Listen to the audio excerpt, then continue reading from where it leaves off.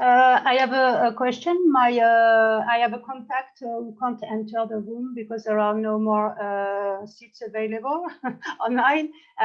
She asked if this will be recorded and she can see it later. Yeah, yes, she can also join the YouTube link.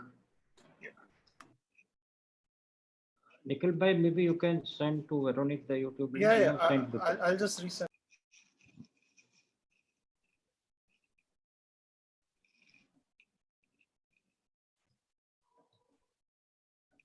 But Véronique, she can still join because we still have, there is still spaces there in Zoom. Okay. Yeah, it's okay. Yeah, so it's 4:30. So we start now. So I share my screen. No, one moment. I will give you Okay. So Vani, you started streaming on YouTube? Yes, sir. It's live on YouTube. Okay, fine. So good afternoon, friends. My name is Dr. Jagat Shah. I am from Global Network Digital Institute in Ahmedabad in India. Ever since lockdown, today is the 49th day in India. And it's very good that India did early lockdown. We are seeing the benefits of it. Ever since lockdown, we have been doing a lot of knowledge series because I personally had always for several years believed that online and digital is the way of going in the future. But everybody used to say we are not yet ready in India. But I think now everybody in India and in the world are ready, to go online. And this is, I think, in the 49 days, 40th program which I'm doing. And we have done talks on international market research, international warehousing, technology transfer, artificial intelligence, machine learning, robotics, digital tools. And this one today is on intercultural relations. And I'm very pleased to introduce Véronique Moncada, who is an advisor to corporates on international development and intercultural management. And she is based in Marseille in France. And she works on Franco-Indian projects. She works very closely with our Indian embassy there. And she has 20 years of experience. And she is even learning Hindi right now. And she was our keynote speaker in Vibrant Goa.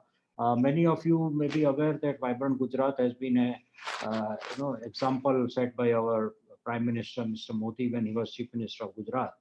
And my company has been organizing Vibrant series across the country. So when we did Vibrant Goa, Véronique was the keynote speaker along with the Chief Minister of Goa, and it was very much appreciated. Since then, we have been working very closely. So welcome, Véronique. And we also have with us friends Somen Roy. He is a director of Infosys. We all know Infosys, a very respectable founder and very respectable company, amazing example of Indian entrepreneurship. And he is a director of Infosys in Marseille in France. 19 years he has experience of 19 years in strategic planning, business development, project management across various industry domains. And he has 19 years of experience. When I looked at his photograph, I thought he is 19 years old. So, he started working the moment he was born. So Somen, and out of that 16 years, he has been with Infosys. So he started working with Infosys when he was 3 years. And he has studied in National University of Singapore for his master's in management. So Véronique will first speak about what she wants to share on intercultural management through a PowerPoint presentation and some exercises. And she will also be conducting polls in between. And in between, if anybody of you has any questions, you can just raise it on the chat box, chat room. At the end of it, I will visit the chat box and I will ask those questions to both Véronique and Somen. And thank you, Team Global Network Digital Institute, Vani, Nikhil, everybody who really worked hard to put this together. We have about 140 registrations and we had to split it between Zoom, and because Zoom gives us a limit of 100 only in our paid version. So we have split other participants to YouTube directly. So Véronique, it's all yours. Okay. So thank you very much, Mr. Jagacha, and a huge thanks also to all your team. Very professional, and I'm very happy to join you to talk about cultures and cooperation beyond boundaries.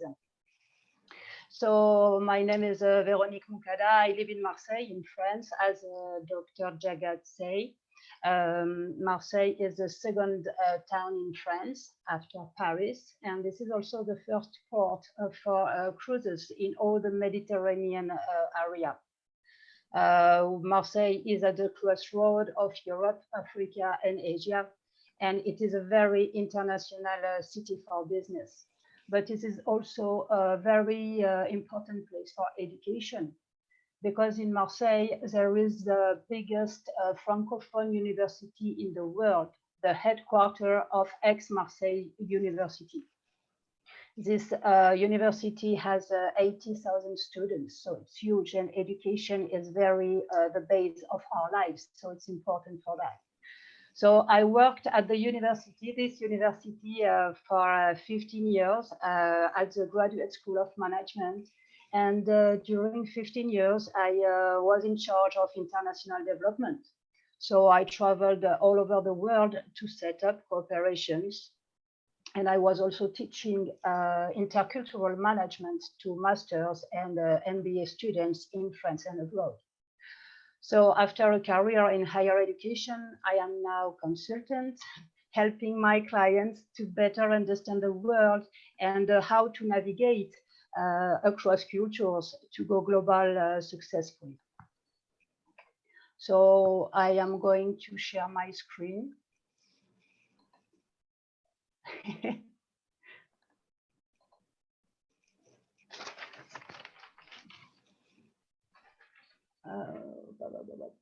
Here.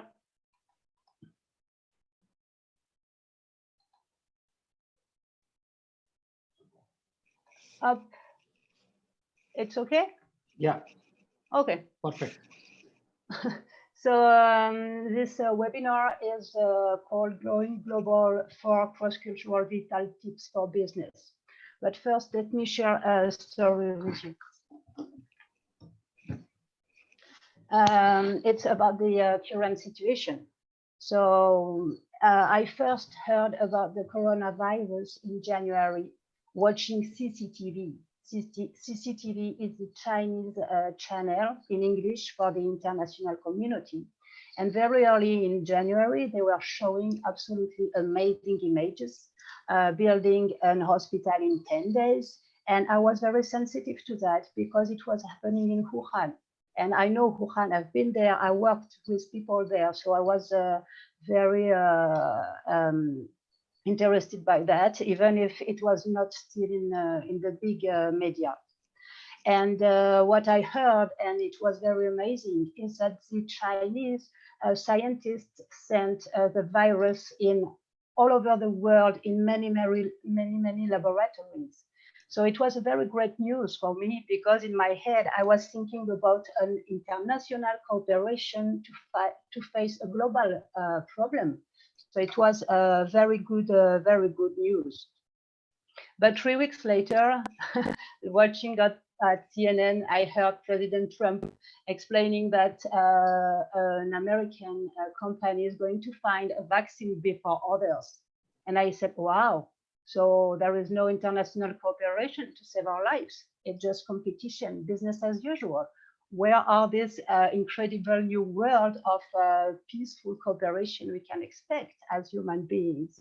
So it's why it's so important to talk about cultural differences, because competing alone, it's of course because of a culture of money, a culture that is among other values, but not only. It's also a problem of creating trust among people. And when you work and you have to work international with other people, they may slow you down. It's difficult. It's creating misunderstandings. It's long. So sometimes people say, oh, I'm going to go alone. I'll go quicker, faster, and get all the money. But it's wrong, of course, because cooperation is always superior to competition. And it's not only a question of culture, but it's a question of creating trust. between cultures. And we will see at the end of this webinar the impact of the coronavirus on our values, on our cultures, and how it will change the way we do international business.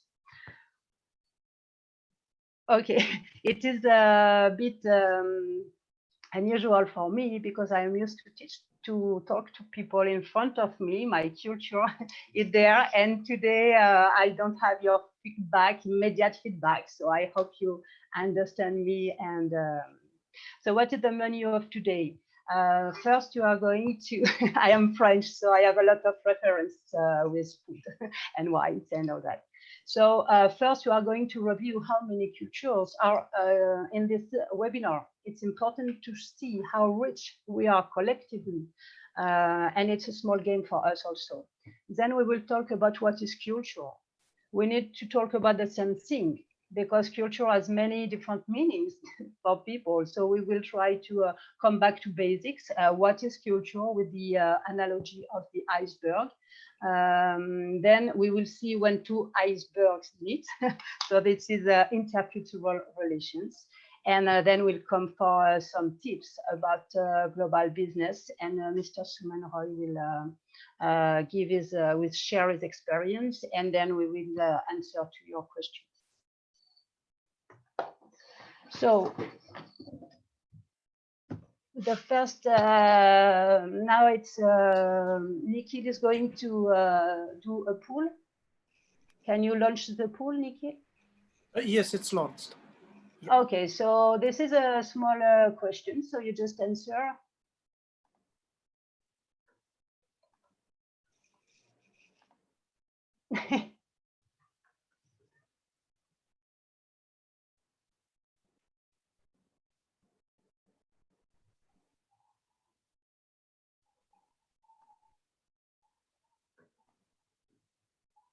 Wow. So I'll have to close the poll now. I would request all Yes. those. Yes, I yeah, just do it's a already copy 30 of the Every poll is screen. 30 seconds. Yeah. So I'm closing the poll. We have a 30-second time limit on each poll. So. Okay, no problem. Yep. Thank you. So what we can see is that we have a lot of people with Gujarati language, Hindi, Tamil. I don't know what's in other languages, but it would be great. Maybe Brazilian Portuguese. Sorry, Fernando. So it's very interesting to see that today we are all going to speak English, but very few of us is from an English language. And culture is encapsulated in language because culture is something we learn. This is not something we're born with. We don't born with a culture. We learn our culture from our young age with the communication from first our parents and then our other people of the family, and then the peers, the friends, and all that. But we learn culture. It's not something we come on earth with. So when we learn something, it's a good news. That means that can evolve. We can change. It's a continuing process of learning. So culture is very interesting because it's evolving all the time. And culture is encapsulated in language. So it's very important to understand that speaking in a non-native language withdraws our capacity of being subtle or being just with our words. And sometimes when we interact international, we tend to forget that the people in front of us don't have the same vocabulary and after that the same meaning. So we are going to go after. So now coming to the basics, what is culture? In intercultural sciences, many researchers use the analogy of the iceberg. We are all icebergs. What does that mean? That means that we are like that. You see my mouse on the screen? Yes, we do. Yes, okay. So we see what's above. People see that, but people don't see what's beneath the surface. What does that mean? What do people see? People see our behavior, okay? So like the language is one of the first things people can see from us when they hear us, of course. Our communication style, for example, my communication style is with emotions. I use a lot of nonverbal to be convincing. This is how I learned to speak and to convince people. So communication style is something immediately visible. My gender, of course, my clothes, my age, the food I eat, but also my culture, like the painting in my country, whatever. But this is visible, but the biggest part of me is invisible. And what people don't see, this is my values. People don't see the values immediately. They see how I behave, but not why I behave that way. So what are the values? The conception of what is good or wrong. I learned from a very young age what was good, what was not. Okay, but of course we learn different things, and this is all the objective of this seminar. People don't see our conception of time. In many cultures, being on time is a sign of respect.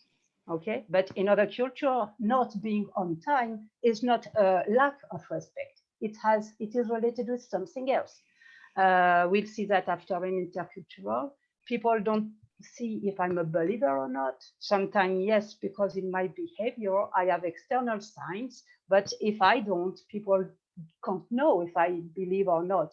And religion is very important in business because depending on our religion or our cultural and religion environment, we have preconception of the world, and it has a big importance in decision taking. So we will come back on that also. People don't know my conception of death, my notion of beauty, and my personal belief, my assumption about the world.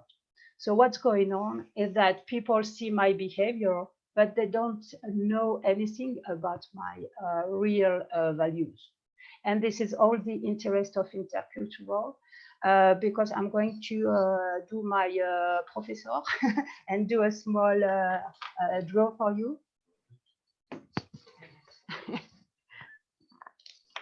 So imagine you have, this is an iceberg. Do you see it? Yes, yes, we can see. Yeah, okay. So with the invisible part and the visible part. So here you have my behavior and here you have my values, okay?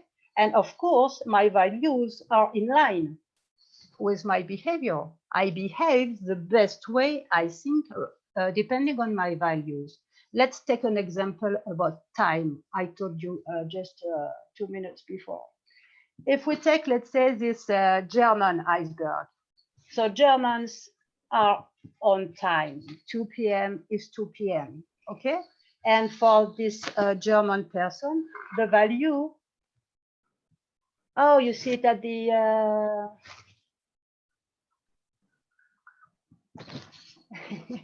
the value of being on time has to see with respect.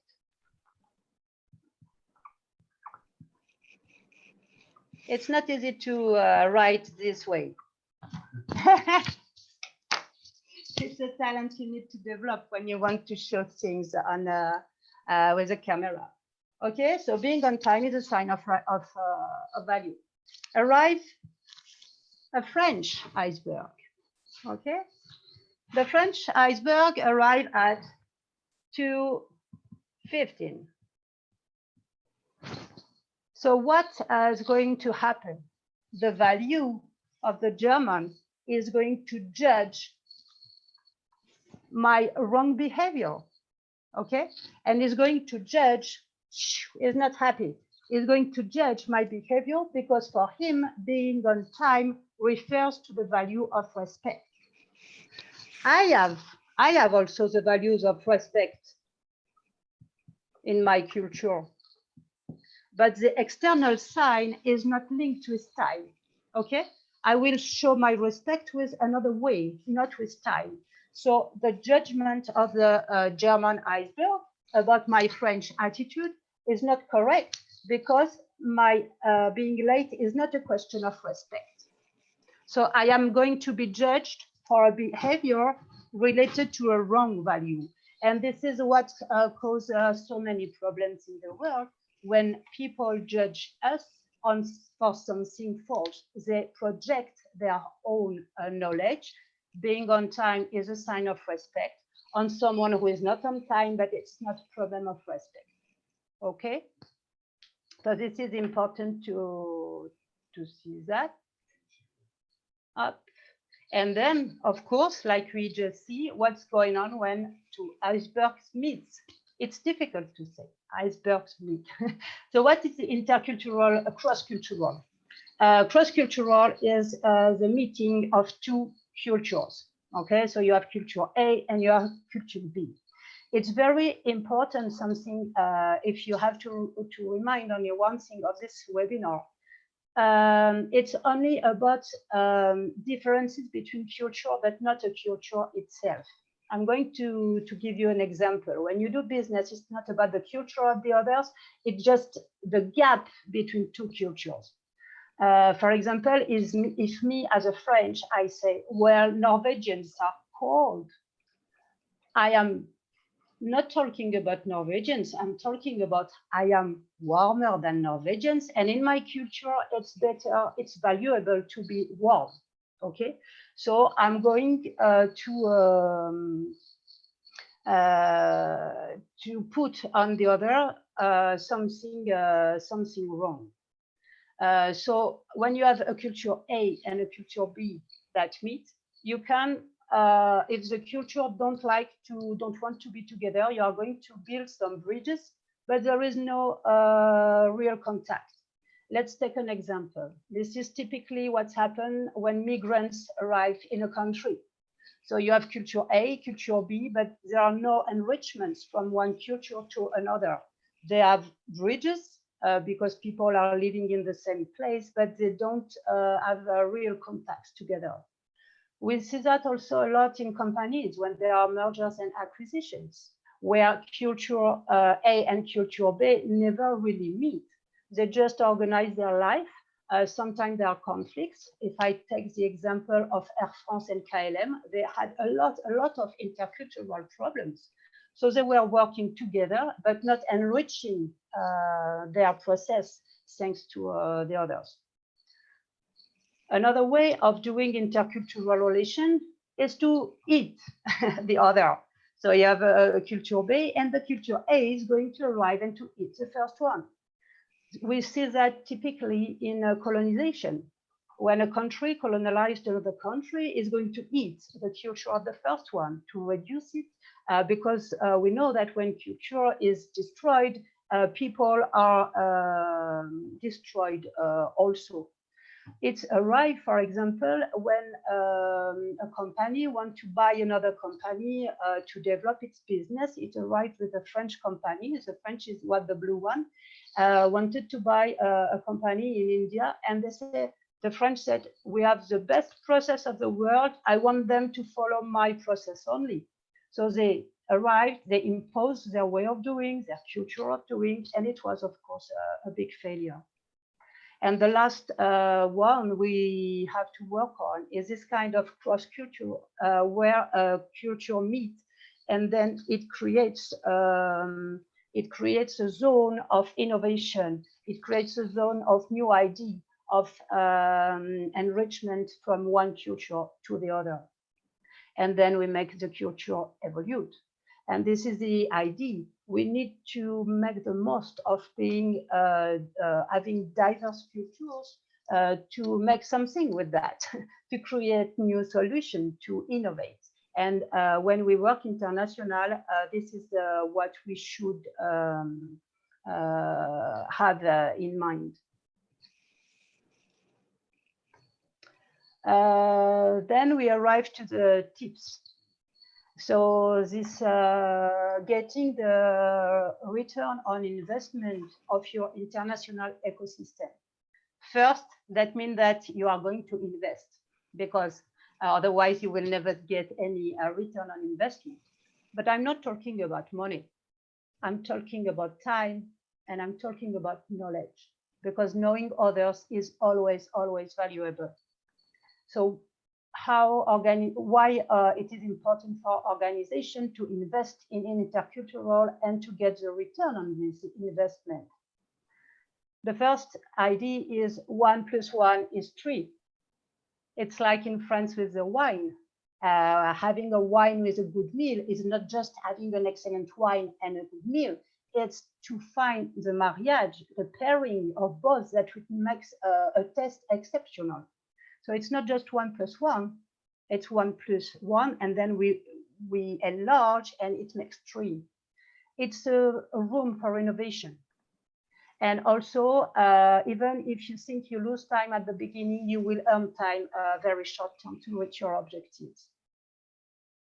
But not only the institution will benefit from investment in time and knowledge in other cultures, people also.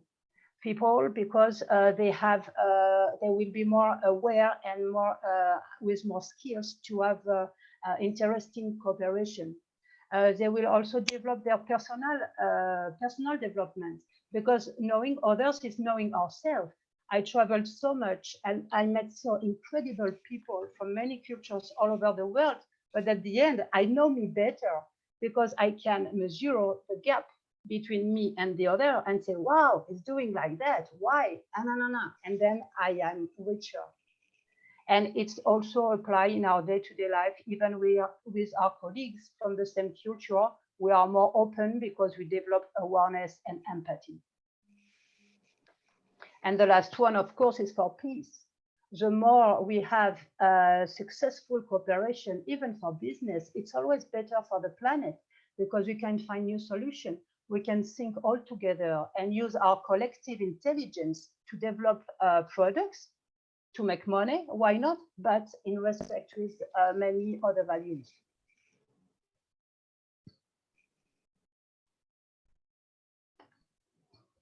Then another tip is to adjust to reality, not myth. So what I hear the most is we don't have time.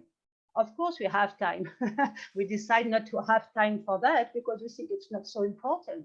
And intercultural management is like the cherry on the cake. You already do international business and you can put some lights on it. But no, it is the basics, because if you have cool cooperation, you will go quicker.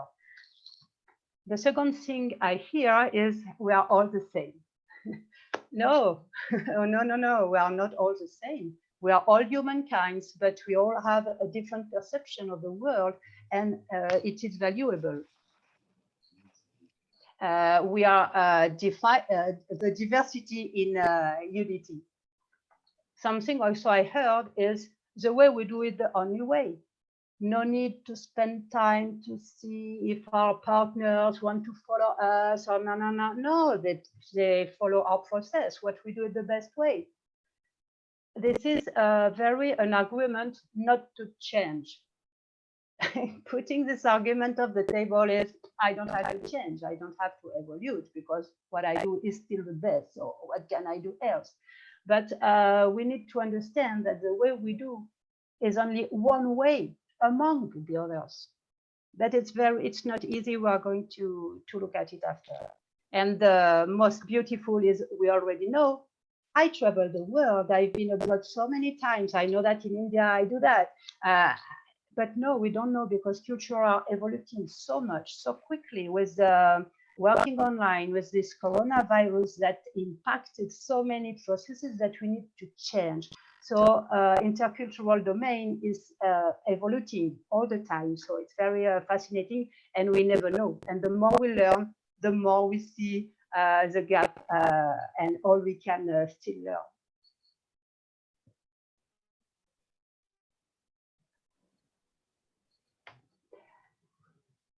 Third tip would be, do your homework.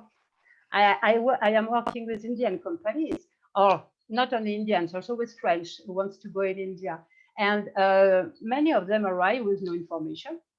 They call me and they say, well, I developed a new cream for facial herbals, organic, blah, blah, blah. Can you sell it to India? Do you know India? No, but it's a big market. Wow. And you think you are going to succeed with that? No. You need to learn about the country, about the culture. There are many tools, websites, and people to exchange. What is the religion of this country? How do they see the world? What is the population age? If I want to sell something to 18, 20 years old, and there are only old people, my product is not relevant. So you need to learn more about the country. But something we often forget is that we need also to learn what the country know about us. And this is the key. If you want a strategic advance, you need to learn what they know about you. Why? Because one again, as an example, I received a big list of spices and oils used in Ayurvedic medicine. And the entrepreneur told me, hey, sell it in France. But I don't know anything about the products. So he needs to educate me. He needs to give me information. Okay. So if the assumption is, I know the country, I know, it's not. So you need to know what people think about you. Even if it's not comfortable to hear bad things about the culture, don't take it personally. Just see where people are talking, why they are thinking that about you, and then you can adapt. If you ignore what people think about you, you won't be able to have the appropriate strategy. So learning what others know about you is critical. And Indian businessman I welcome here in Marseille, they are always astonished of the poor level of information French have about India. I am astonished too every day. But level of information is very low. Okay, so you need to know that, and you need to adapt to that. We will come back. So I'm not going to open internet website to show you, to give time to questions and answers. And the last thing, and now you are going to play also to see who you are. We are going to talk about an intercultural map. So it's a very interesting tool to rank cultures with criteria. I'm going to show you what it is, but it helps to rely on similarities, because you have all things in common with different cultures. So it will be a strong point for our teams, for example, to rely on. We need to identify the differences, not to be afraid of it, but to highlight it and to use it. How can we use those differences? American companies hire French engineers because they know they are very, very innovative and creative. They use them for their ideas, but they don't use them to put a patent and to get money, because French are not good at that. So you need to identify among the cultures what is interesting for you. And intercultural map is also a tool to talk, because making different people from different cultures talk together about the same subject makes them go further and find solutions. I just show you what it is concretely.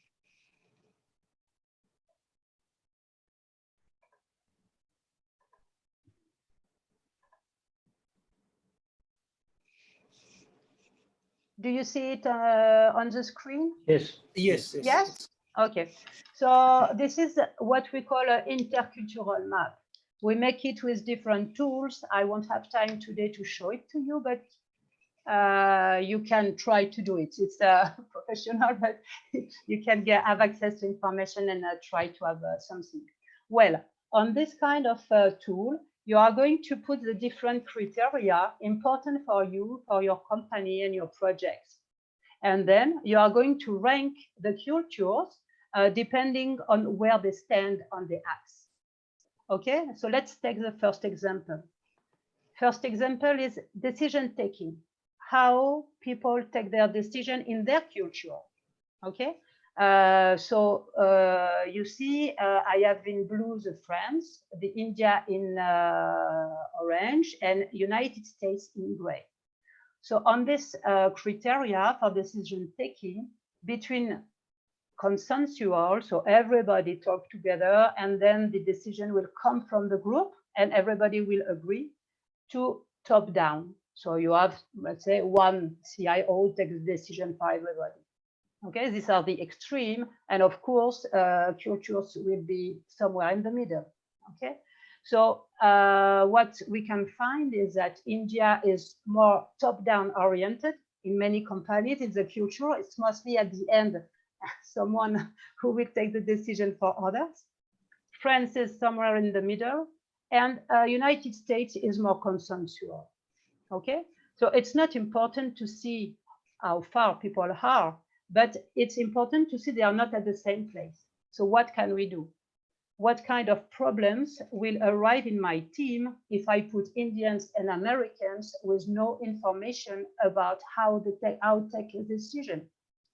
So when we see a big gap, we need to work on it to find something for the team. How are you going to decide? You don't have to decide now, but you have to have in mind that when you will have to take a decision with stake, with money, with pressure, how will you do? And then people talk together and find their solution. It's unlike the way they behave. Another criteria is confrontation. Depending on the culture, going to fight is difficult.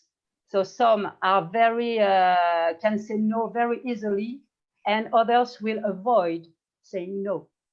So here we find another organization of cultures where Indians would tend, it's only generalization. I'm sorry, I forgot to say that at the beginning of my webinar. I'm talking about culture, it's stereotyped, okay? But it's just to give you some trends. So there is no judgment in what I say, and it's not, I would say, old people from the same culture don't stick to the culture.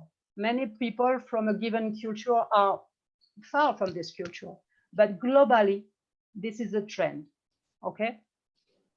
So for the second criteria, it's about confrontation.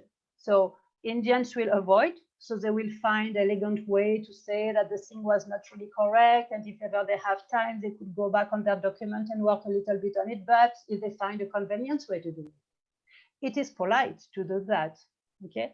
But if a French who is here, hear that, they say, oh, I said my job was excellent. No, because the French will say, if he does not find the work appropriate, hey, do it again, okay? It's good, but no, it's not good. Do it again. And so the Indians will be shocked and demotivated maybe, okay? So this is a kind of gap we can see. And then, so what do we do? How do we say to others that they have to do the job again? And it is important, but without being rude, okay? Time management. So the management of time is very important in the intercultural relations. What I explained to my German colleague, who told me he was expecting a document from his Indian colleague and did not receive it. So he called him, and the Indian colleague said, oh, I will send it to you tomorrow. Okay, today was not possible, but I will send it to you tomorrow. So the German was very happy. He told me, oh, I will get it tomorrow. So the German, for the German, the time here, or the Americans, is more linear. Okay, so tomorrow is in 24 hours. Okay, this is what he has in mind. So if you say to a German, you will get it tomorrow, I wait for 24 hours and my document will arrive. But if you really hear what the Indian colleague said, is I can't send it today. Tomorrow or maybe next week, it's not the problem. The problem is that I couldn't get it to send it today as it was planned. So the Germans should not wait 24 hours without doing anything, waiting the documents to come and being upset because maybe in 24 hours he won't have it. He needs to work with his Indian colleague where in the process things are stopped and how to go further. Today, what we can do, where is it stopped? Do you need something else? Do you need a stamp? Can I help with new data to make the process go further and not wait 24 hours? So time management is we could write books about it. Then you have different criteria. So we are going to just finish with the last one because this is your turn to work. communication is, of course, very important in intercultural cooperation, of course, in life anyway. So in communication, there are two types of communication, what we call low concept, high concept. I'm going to show you what it is, and then you are going to tell me which kind of communication you prefer.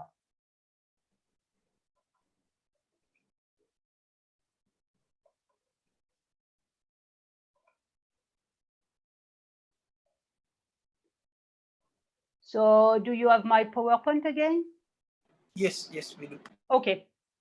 So what is high context, low context? So in low context culture, communication is very explicit.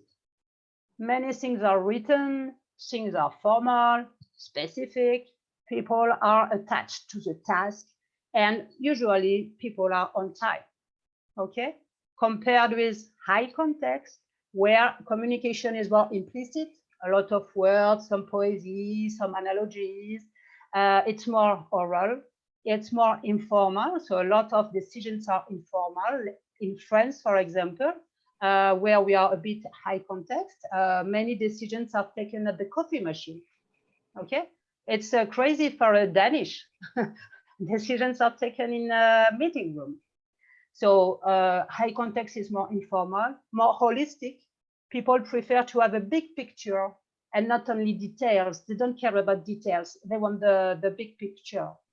It's more based on a relation between people, and time can be flexible. To summarize, in low culture, yes means yes. And in high context culture, yes means no.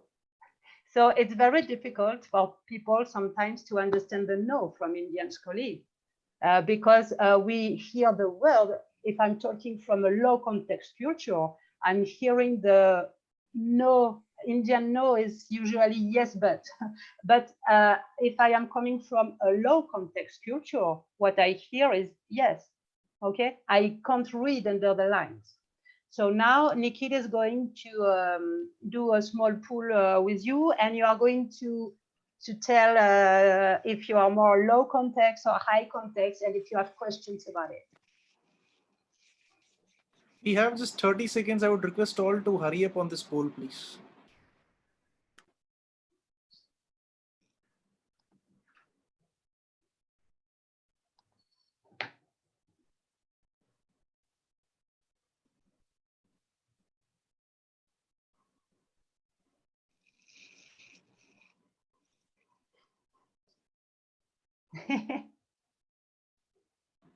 So I think we are done with 30 seconds and I'm closing the poll now. Okay. Oh, okay. So as we can see, people consider to be more low context in this assembly than high context. This is something who's changing with the coronavirus because we need to learn to work at home, to work online. So we, for example, we need to be on time. And working online, you can't be too fuzzy in your answers, too polite and too blah, blah, blah. You need to focus on things. So this is one aspect. We will talk about it after of the coronavirus on our cultural change. Okay, let me just take a screen up. Et après. How can I, okay, you see my PowerPoint? Yes, Yeah. we are able to see. Okay, so the last image I want to share with you is this one. So it's visual, it's excellent. You can have one yellow or orange culture and one blue culture. Everybody is right. Okay, we can't rank culture. There is no a culture above another one. No, it does not exist. People may feel that with a very big ego and think my culture is better than yours, like French do. They think they are the best culture of the world. But when I discuss with Indians, I hear the same thing. And the Americans, they are the best culture of the world. And you know why? Because the number to call them by the phone, it's 1. France is 33, and India it's 911. So we can't rank culture. But the advantage we have when we know that all cultures are equal and all culture can match, we have a very strategic advantage and a seat for creating trust. So this is the end of this very, very short presentation about culture. And Soumen is going to talk about his experience in France facing all those interesting challenges. Thank you. Thank you, Veronique. Amazing. Particularly your time and respect, correlation. And For a generally, French, yeah, for a French, it's a challenge. yeah, I know. In India, it is very interesting because I'm also part of that process. I can't hear you. Yeah.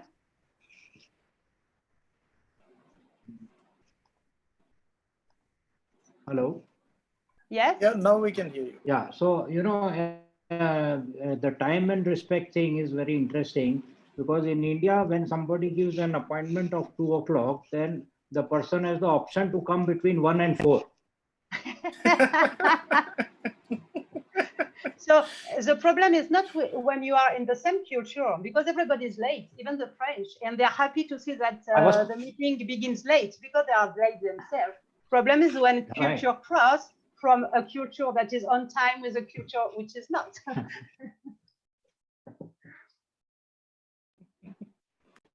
So I thought, why not I just, so it's interesting. Yeah, it's all about culture. And I don't mind also when it happens like that. So anyway.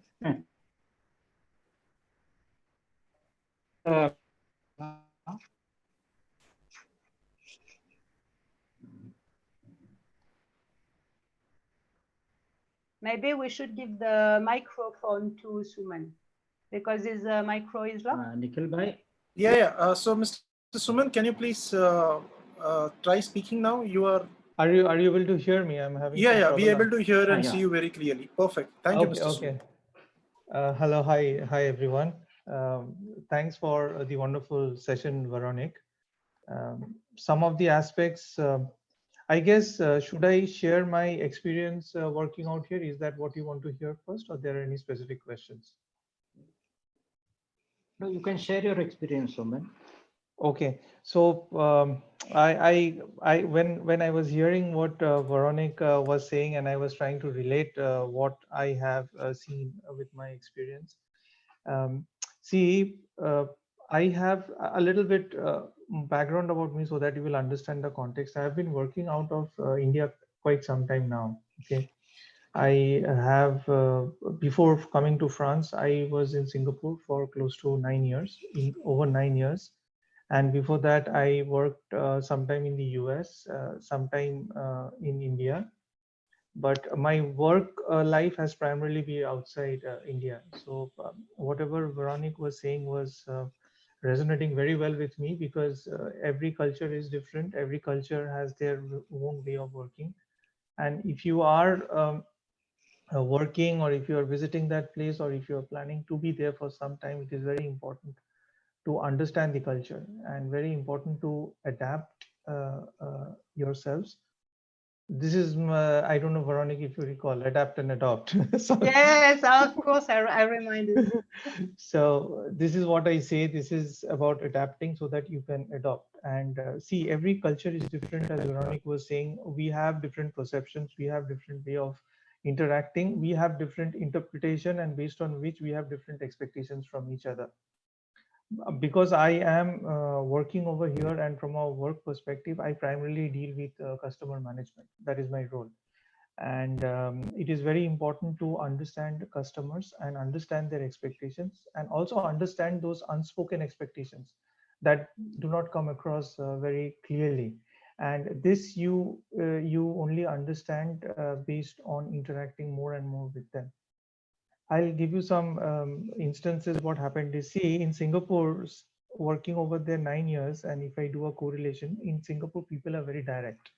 In a sense, if they are not happy with something, they will tell you that I'm not happy, I'm expecting these things to be done.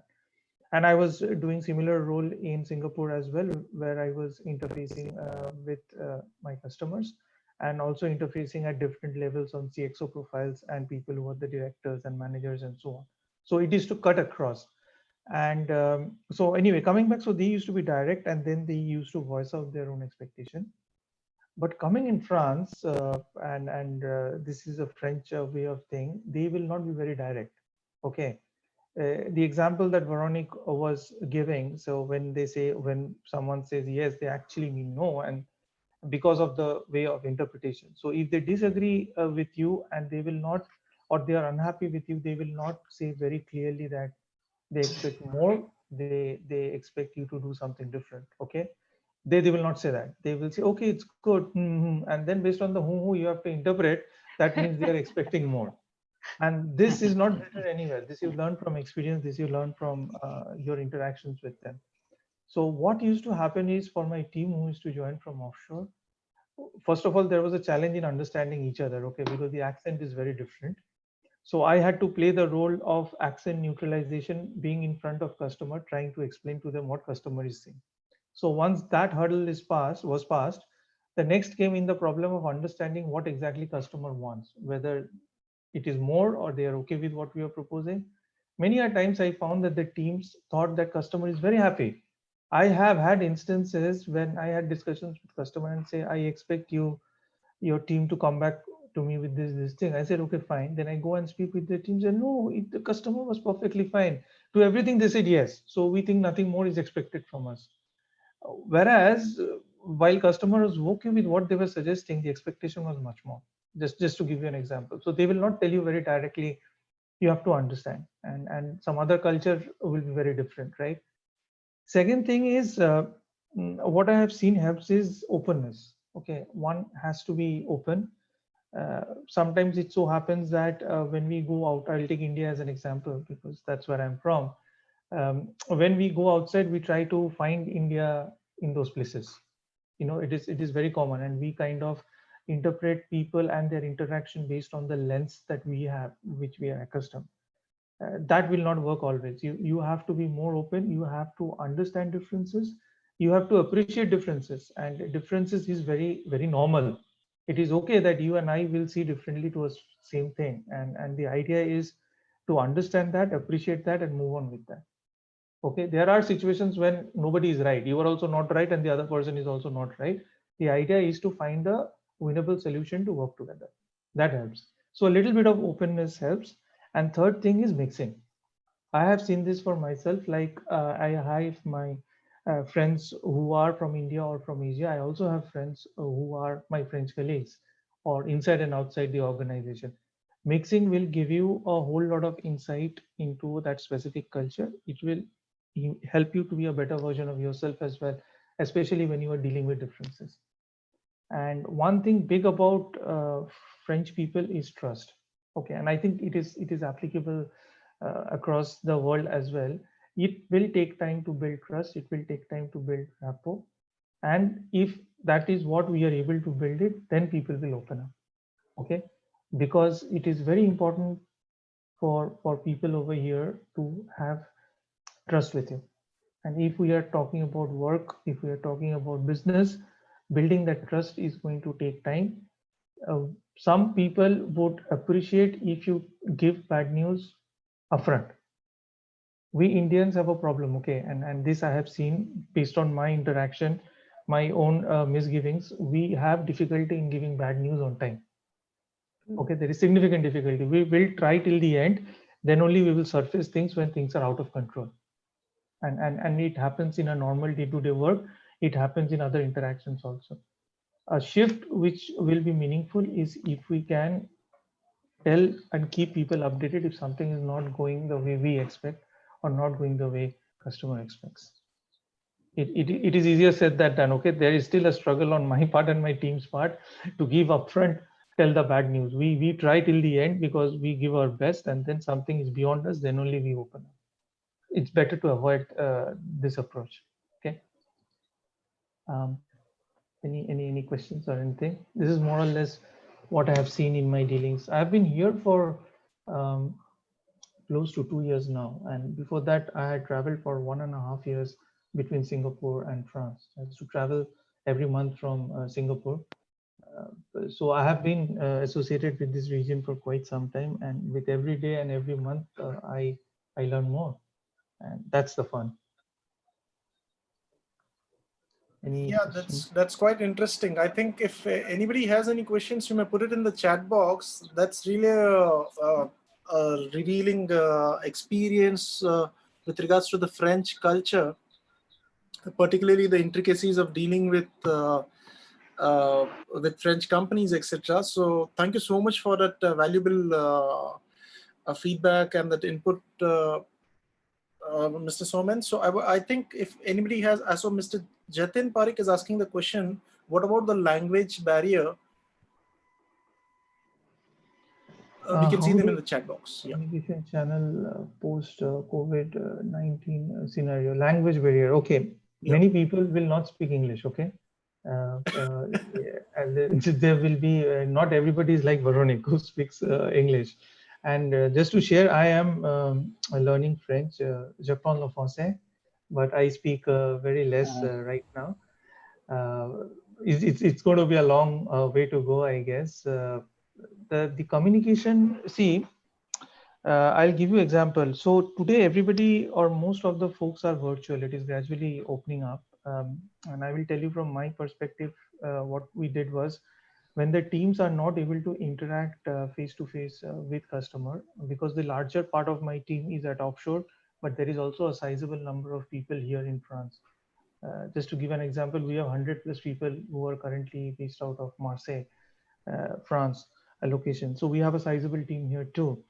But due to this situation, people were not able to have that face-to-face interaction. One more thing for French, face-to-face interaction is very important.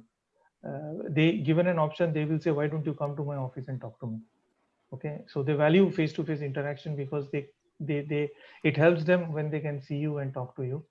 So what we did during this time is to plan for a lot of virtual sessions. Okay, to cut off this communication barrier. I had been part of many such sessions organized with the different teams, where I told to my client stakeholders that why don't we meet up every month and have discussions and botherations and expectations that you have, so that you get to see the people on the other side and people from the other side get to see you. And I'm not talking about people in France only, I'm talking about my offshore team who are widely distributed across India. So that helped and many people appreciated, and now we are trying to make the monthly VC based, like exactly like the way we are having here, that as a norm, and replace that with the normal verbal meetings.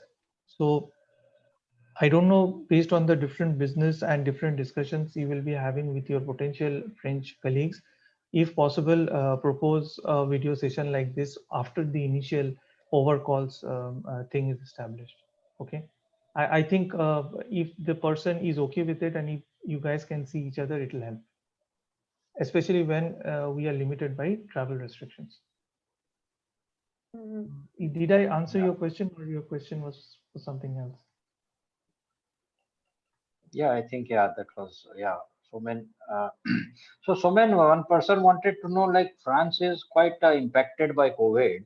So is the lockdown there, I mean, opened up? I mean, people are, how is it going to reflect in business? Okay, so 11th, which is yesterday, it has opened up, and gradually the offices, the schools have opened up, and the offices are gradually opening up as well.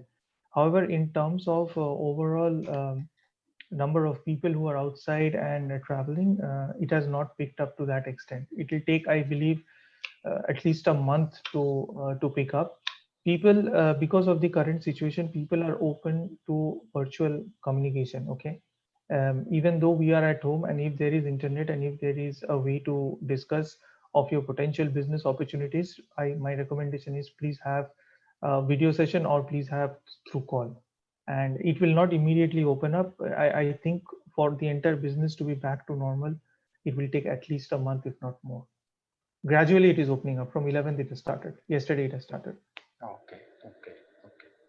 So that's good. If there are any more questions, would like to. Yeah, we have one question on how do we extract what the French are in need of when they are not open, or should we be point blank in interactions?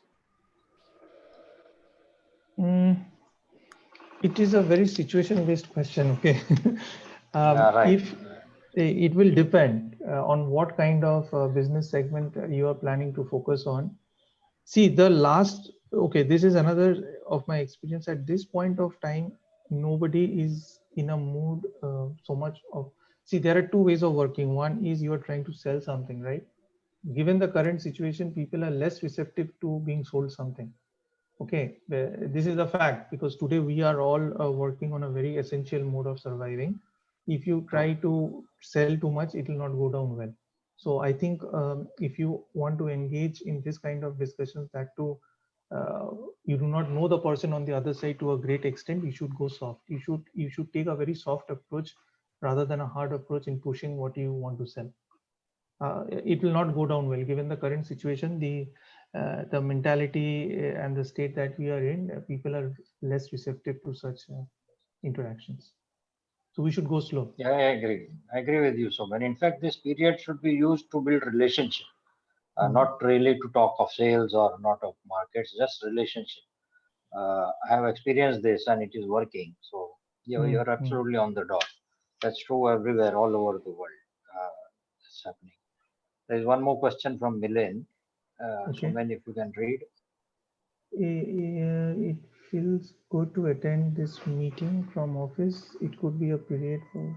Is this the question or no? I'm reading something else. No. So the question is, does the companies over there are more inclined to tie up with Indian companies or Chinese companies? Milen Shah. Wow. Okay. I think they are open. I do not have any statistics or data points to support what I'm going to say, but based on my different interactions, I think they are more open either ways. Okay. See, given the current circumstances, I would say there is a dent in terms of China's image. Okay. Whatever way it is, based on what I have seen. One is, first of all, the origin of the virus. There is a lot of misgivings around that and a lot of negative perception. That is one. And second point is, I was reading in the paper that they were trying to acquire companies, right? They had targeted Europe and a few other places, companies which are going bust. They were trying to take over companies. And some of those companies are very inherent to the local government or culture. So these two things, I would say, has created a negative perception about China. But all those things, I think, will go over with time. Okay, it might have some immediate impact, but I think they are as favorably placed as India is. Okay, on the long run. Véronique, what you feel? Yeah. About Chinese Véronique, what you company. feel about this? Yeah, Chinese companies versus Indian companies business. How you feel?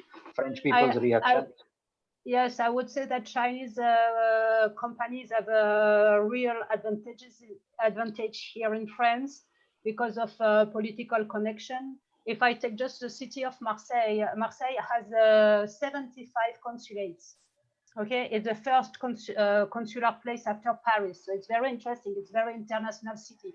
Among those 75 consulates, of course, the Chinese consulate is here for years. But there is no, India is not represented, I would say. So it's not just a question of people, it's also a question of political support. Very recently, the port of Marseille signed a very big agreement with the port of Shanghai. And a very big delegation have been received here in Marseille with people from the French government. China is well known. Okay, there is many Chinese festival in France. There is many Chinese food. It's something culturally seems closer than Indians. And I have to say that there is a lack of information about India in France. If you look at French people, where do they go in India when they go on holidays? Very few of them go. And if they go to Rajasthan and Kerala. They don't know anything else about India. And many people even don't know where really India is. In France, educated people. So, but China, we have a lot of information from China. We have the Confucius department. We have a Chinese learned at school. In many French schools, you can learn Chinese from very young age until the university. but you can't access to Hindi at the university only. There is absolutely no Indian representation in the day-to-day life of French people. So it's more difficult for Indian companies to arrive. It's why I was saying that you need to know what the others know about you. Many French people don't know anything about Indian companies. So don't arrive with, this is my memorandum of understanding and my catalog, because French don't know who you are. So you need first to educate people. You need to fill the gap between the information you think people have and what they really know. And I have to say that Chinese representation is very huge in France, and India is more or less. But this COVID business is good because it's a kind of reset for everybody. It's a reset for many companies. So let's go, and it's time for India to come in France and to develop more business and to work on the key element of trust. Just to finish, Suman was talking about creating trust with French people. Yes, but how? You need to understand the criteria, how French people are going to give their trust. Not you, but the others. And with this coronavirus, the question of trust is more crucial than ever, because now everybody, every place is as an invisible threat. Maybe the virus is somewhere, so we prefer to work online instead of being in the same office. So things are changing. So trust is going to be important to play on for the brands, for the business, because people need trust. They need to be sure that they are going to buy something good more than ever, because now threat is more spread in cultures. I don't know if I'm clear, but it's a question of building trust.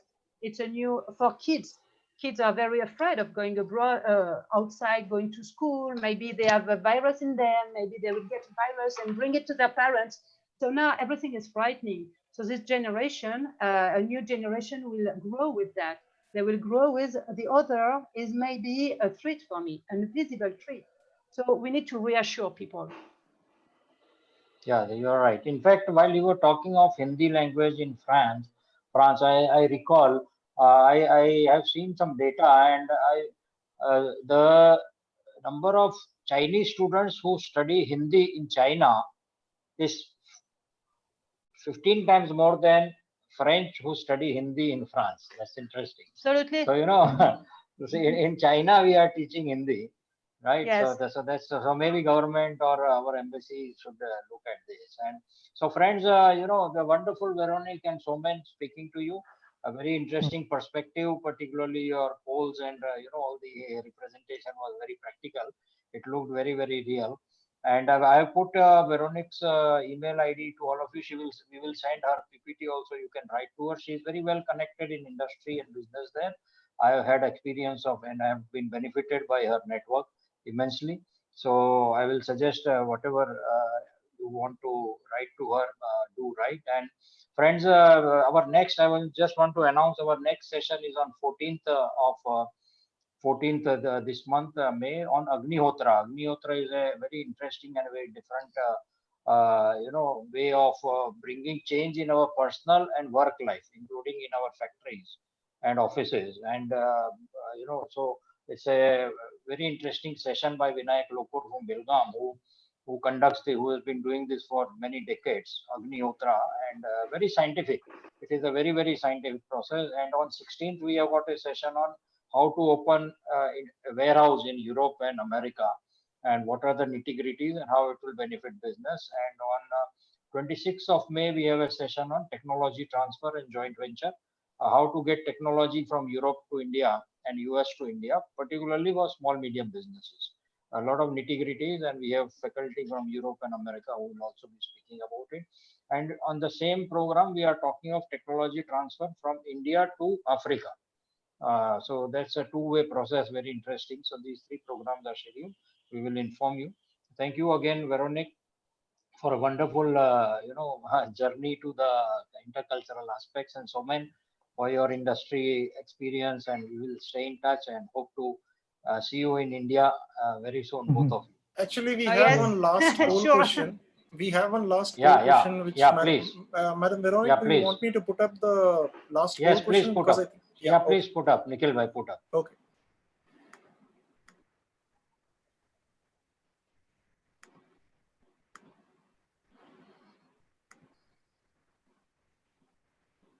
So this is the last question. All those who are still there in the call may please rate your, yeah.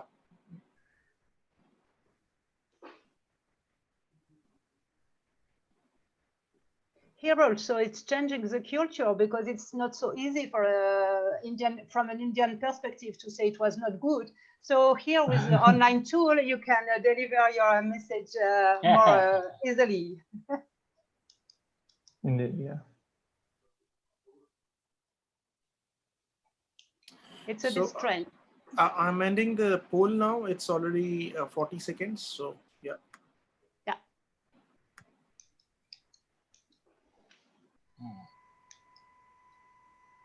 Excellent. Thank you. Okay. Thank you, everyone. Thanks for connecting. Thank you so much. Thank you, Shukriya. Véronique. Thank you all participants. Thank you for the time. Bye-bye. Bye. Have a good day, everybody. Bye-bye. Yeah. All of you too. Bye-bye.